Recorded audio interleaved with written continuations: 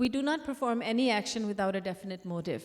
There's always a reason behind everything that we do. The question is, why do we do anything? You are likely to think that there are so many people in the world. There are 6.5 billion people in the world right now. So there must be at least 6.5 billion reasons for doing what everyone is doing. But the fact is that there's only one reason behind the action of every individual. And the scriptures say that that reason is the attainment of happiness. Happiness is what drives us to perform all our actions. Good actions, bad actions, all sorts of actions we perform only so that we may become happy. Philosophers have identified some aims of human life. One of them is immortality. We all want to be immortal. None of us wants to die. They have also identified another aim, and that is knowledge. We all accumulate knowledge. We all like to accumulate more and more knowledge. Another aim that has been identified is the aim of freedom. We all want to be free. Freedom is extremely dear to us, and philosophers have said that we as humans work for the sake of freedom. And then some others have said that we want to exercise power above others. So these are 4 aims that have been identified by philosophers.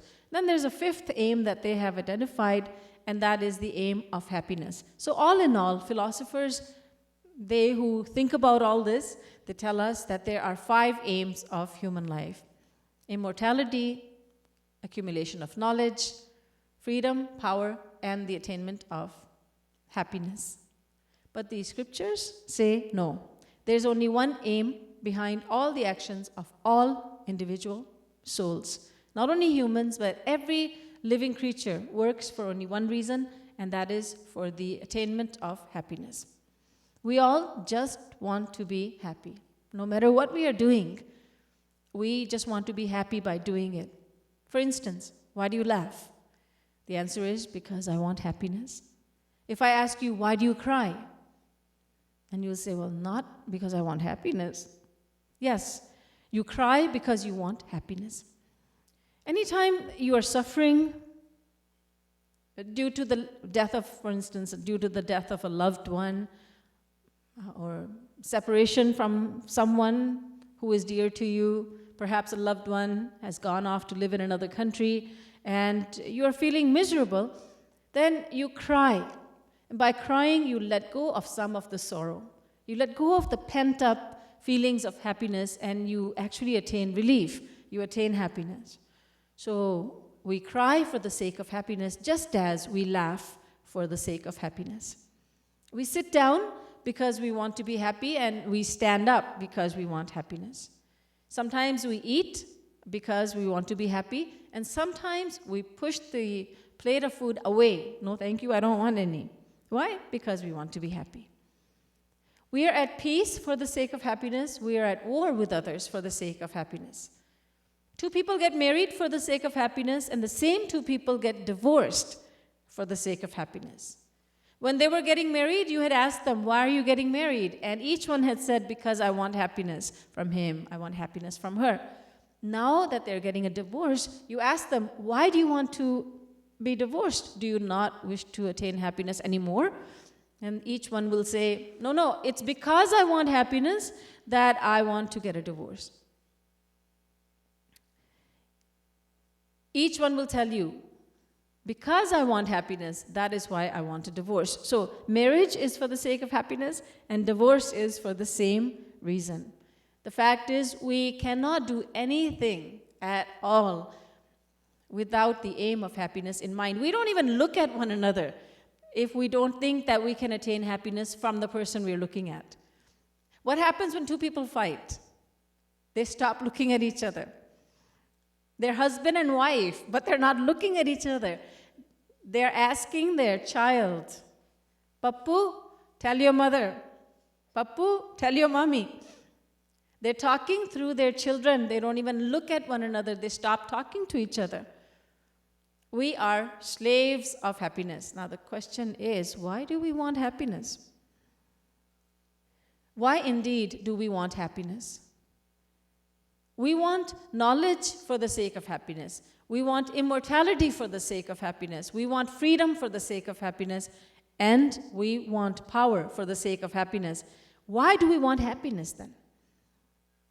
This question has been answered by scriptures. Scriptures explain, the eternal Vedas and Vedic scriptures explain that we are fractions of God. By fractions, they mean that we are an energy of God called Jeev Shakti. Because we are fractions of God, everything that is godly is dear to us. For instance, God is supremely innocent, so innocence is very dear to us. God is truth, so we hold truth to be very dear to us. We may lie to others, but we don't like it if someone lies to us, because we want truth. We like truth. We love truth. God is happiness. Anando brahmeti vyajanat, Taittiriyopanishad. God is happiness. So happiness is dear to us because God is happiness. And everything that God is, and everything that God has in His possession is very dear to us because we are His fraction. So because God is happiness, Anandamayo Bhyasat, Brahma Sutra says this, God is happiness.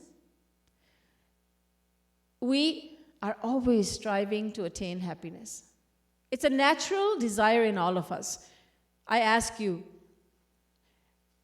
did a child ever have to be told by the teacher in the classroom, look, you have to always look for happiness in life. Don't ever look for misery. Don't ever look for unhappiness. Always seek happiness. Did any parent ever have to teach his or her child, you must always look for happiness in life? No. Parents don't have to teach their children this. Teachers don't have to tell their students this, because the desire for happiness is an inborn desire in all of us, because we cannot change the fact that we are eternal fractions of God. And it is irrefutable that God is happiness. God has countless names. Brahm, Paramatma, Ishwar, Bhagwan, Ahur Mazd, Allah, Khuda, Ram, Sham, Shankar. There are countless names of God, and one of the countless names of God is happiness, Anand. God is happiness, and being His fractions, we want happiness. You see, it's a law of nature that every fraction, every part, wants to be united with its entirety. An example, a river is a part of the ocean. It's a fraction of the ocean. So every river in the world, whether it's the Mississippi River, or the Nile River, or Ganga River, or Yamuna River, or Saraswati, Narmada, every river in the world always flows towards the ocean because it's a part and parcel of the ocean. Another example is that of flame. A flame always rises upwards because it is a fraction of the sun, and so it wants to unite with the sun. So flames always rise upwards. Another example, if you hold anything that belongs to the material world, like a coin or a pencil or a piece of cloth, if you hold it very tightly, but then loosen the grip, you'll find that this object will go towards the earth. You'll say naturally, it won't fly away. Yes, naturally it goes towards the earth, but why does it naturally go towards the earth? It is because it's a part and parcel of the earth, and so it wants to unite with its entirety. This is a law of nature. And so, following this law, we, who are part and parcel of God, we desire God. God is happiness. So whether or not we realize we're looking for God, we do accept the fact that we are searching for happiness. Right from childhood till the time we die, we do not give up our search for happiness. And scriptures explain to us why this is so. So God is happiness, and we are part and parcel of happiness. Therefore, it is a natural desire within us to attain happiness.